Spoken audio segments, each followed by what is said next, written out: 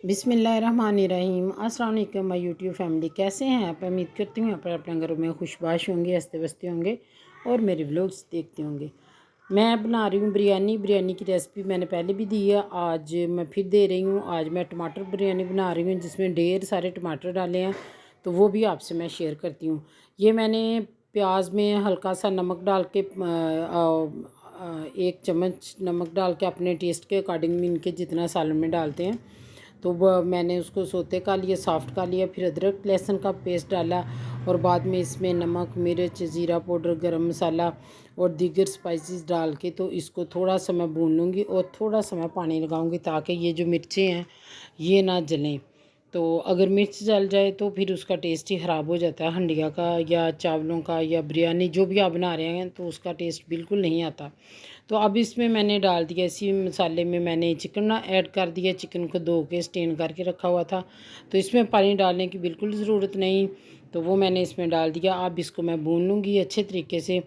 तो इसको भूनने के बाद इसको थोड़ा सा मैं पानी लगाऊंगी। अगर बल्कि आपकी फ्लेम बहुत हल्की है तो चिकन अपना ही पानी रिलीज़ कर देगा।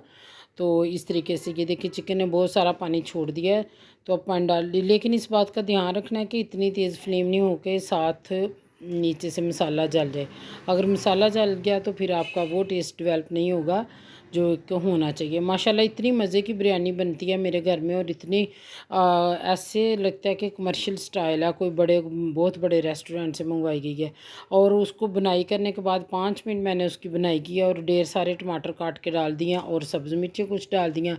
अब ये जो टमाटरों का पानी है, चिकन का पानी और मसाले ये मिल के जब ये बनाएंगे ना, चिकन टेंडर करेंगे, तो वो जो फ्लेवर उठ के आना है वो अपनी मिसाल आप है उस जैसा। तो पता ही नहीं चलता कि कौन सी ऐसी चीज़ डाली है यूनिक मसाला कोई इसमें कि जिसकी वजह से इतना प्यारा फ्लेवर आया।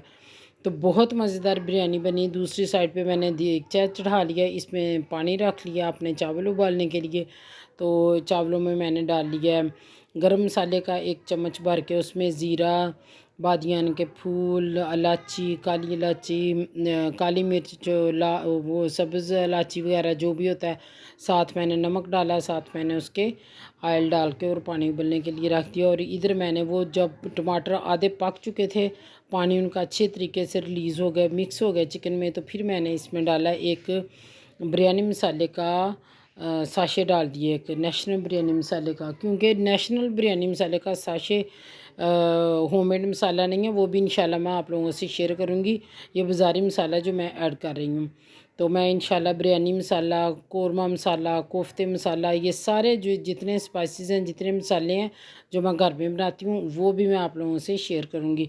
अब देखिए इतना भुना हमारा कोरमा इतना ज़बरदस्त रेडी हो गया ना कि एक कतरा भी मैंने पानी का नहीं डाला। जो टमाटरों का पानी और चिकन का पानी, उसमें चिकन ज़बरदस्त टेंडर हो गया और हमें कुछ और करने की ज़रूरत नहीं है। बस ये है कि उसकी मैं बुनाई कर रही हूँ कि यकजान हो जाए, बोटी के साथ मसाला चिपक जाए, फिर मुझे लगता है कि सही मसाला रेडी हो गया। और उसको मैं हिला रही हूँ कि नीचे साथ ना लग जाए कढ़ाई के।